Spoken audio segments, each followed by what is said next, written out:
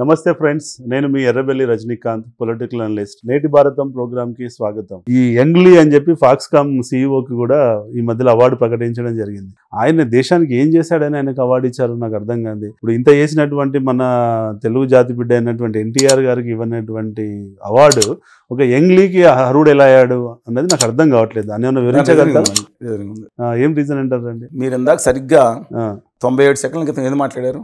అదే return of investment business. Return Gujarati వ్యాపారులు చాలా గొప్పవాళ్ళు, గుమా వ్యాపారులు ఇంకా గొప్పవాళ్ళు. క్యాపిటలిస్టిక్ వీళ్ళు ఏంటంటే క్యాపిటలిస్టిక్ కూడా మోగొచ్చేస్తుంది. ఎందుకు దాస్ క్యాపిటల్ వీళ్ళినప్పుడు ఆలోచించుంటారు. అందరూ నేను తప్పనండి, అందులో మంచి వాళ్ళు ఉంటారు. అందువల్ల మీకు తెలుసు, ఇప్పుడు గుజరాతీ వ్యాపారులు అనుకుని చేసిన ఏ కమ్యూనిటీ సంబంధించిన మన విప్రో అజీం ప్రేమ్జీ గారు దాదాపు 1,20,000 కోట్ల రూపాయలు ఫిలాంథ్రపీకి ఆయన డొనేట్ చేశారు.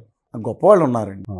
రతన్ టాటా గారు, నేను గుమా వ్యాపారి కాదు, ఆయన పార్సీ, ఈయన కూడా పార్సీ అండి. సరే, ఏదైనా వాళ్ళతో కంపేర్ చేయను. ఇందులో కూడా ఒకళ్ళిద్దరు మంచి వాళ్ళు ఉంటారు. వీళ్ళు ఏం ఆలోచించారంటే ఇండియాలో సెమీ కండక్టర్ ఇండస్ట్రీ ఎక్కడ పెట్టాలి, సెమీ కండక్టర్ చాలా ఇండియాలో మ్యానుఫ్యాక్చరింగ్ ఎక్కడ లేదు, అంతా బయట తైవాన్ ఎక్కడ పెట్టాలి అనుకున్నప్పుడు అది బెంగళూరు కానీ లేదా ఆంధ్రప్రదేశ్ కానీ ఈవెన్ తెలంగాణ హైదరాబాద్ కానీ రమ్మంటే ముంబై ఆల్మోస్ట్ ఫైనలైజ్ చేసామని చెప్పి ఆ రోజు ముంబైలో మాట్లాడు ఉద్ధవ్ థాక్రే గారు వెళ్ళింది. ఈ సమయంలో లేదు ఢిల్లీలో కావాలని వాళ్ళు గొడవ చేశారు. ఈ సమయంలో అద్భుతమైన ప్రణాళిక రచించారు మోషా గారు. మొత్తం ఈ కంపెనీని ఫాక్స్కాన్ కంపెనీని వేదాంతతో లింక్ చేసి అగర్వాల్ గారి కంపెనీతో 1,53,000 కోట్ల విలువ చేసే కంపెనీని గుజరాత్ తరలించిపోయారు. చేసిన తర్వాత ఆయన ఈ మధ్యన అక్కడికంటే మిగతా చోట్ల ఆఫర్ ఇస్తున్నారు, మారిస్తే ఎలా ఉంటుందని ఆలోచిస్తున్నట్ట. ఇక కష్టం కాదు, యంగ్ లియో ఉన్నారు, ఆయనకి పద్మభూషణ్ అవార్డుతో సత్కరించారు. అంటే ప్రసాదం ఇవ్వడం, గుళ్ళో ప్రసాదం ఉన్నట్టు. ఏమండి మరి ప్రసాదం తీసుకెళ్లి చీటింగ్ మాటికి మోడీ గారి దగ్గరికి ఇస్తున్నారు, అవసరం లేకపోయినా ఆయన హక్కులు అడగట్లేదు. ఇది నజరానా అనుకోండి, ఇంకోటి అనుకోండి. నేను ఇప్పుడు బాబాసాహెబ్ అంబేద్కర్ గారికి వెంటనే నెల్సన్ మండేలా గారికి భారతరత్న ఇచ్చింది ఎవరండి దేశ చరిత్రలో? విపి సింగ్ గారు.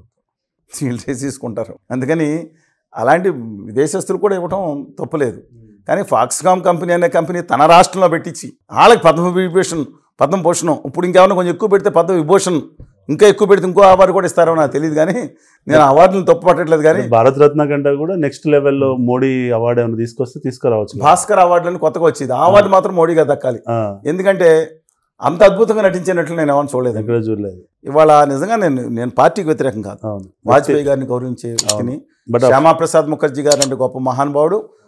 నా దేశం కోసం, కాశ్మీర్ కోసం ఎలా చనిపోయాడు, నిజంగా అంత బాధాతత్పదయంతో ఆయన చనిపోయిన తర్వాత పార్థివ దేహాన్ని అందరూ వేసుకుని కలకత్తా పంపిస్తే నేను అది గౌరవించే తత్వం భారతీయ జనతా పార్టీని అందువల్ల వ్యతిరేకించండి. ఈ గుమా వ్యాపారుల పార్టీ అయిపోయిందని నా బాధ. ఇంకోటి కూడా తెలంగాణ ప్రజానీకం ప్రతి ఒక్కరు కూడా తెలుసుకోవాలండి దీన్ని. మెట్రో రైలుకి ఎంత డబ్బులు ఇచ్చారండి 23-24 బడ్జెట్లో? 0. ఆంధ్రప్రదేశ్ మెట్రో రైలుకి ఎంత ఇచ్చారండి? లేదు, 0.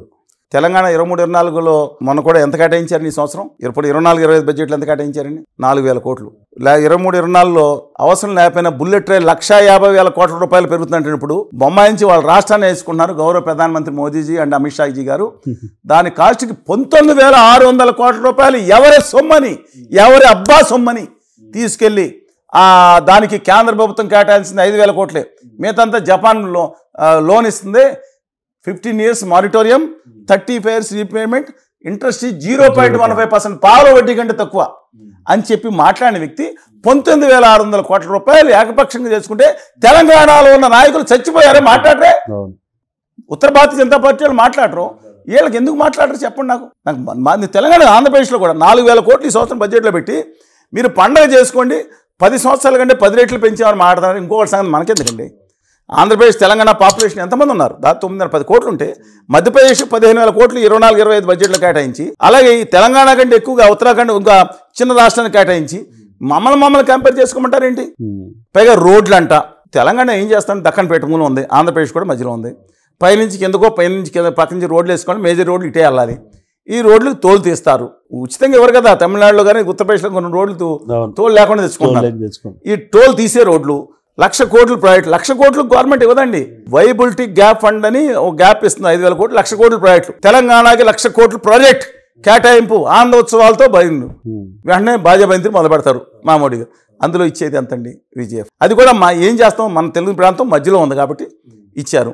ఇంకా ఒక్క విషయం కాదండి, ప్రతి విషయంలోనూ 100 విషయాల్లో అన్యాయం జరుగుతుంటే విశాఖ ఉక్కుని గుమా వ్యాపారులకు అమ్మేయటానికి చూస్తూ ఉంటే దుర్మార్గంగా ఏం దుర్మార్గం అండి. తెలంగాణలో సింగరేణి వాళ్ళు నిన్న కూడా ఫిబ్రవరి 11 కూడా స్టేట్మెంట్ వచ్చింది.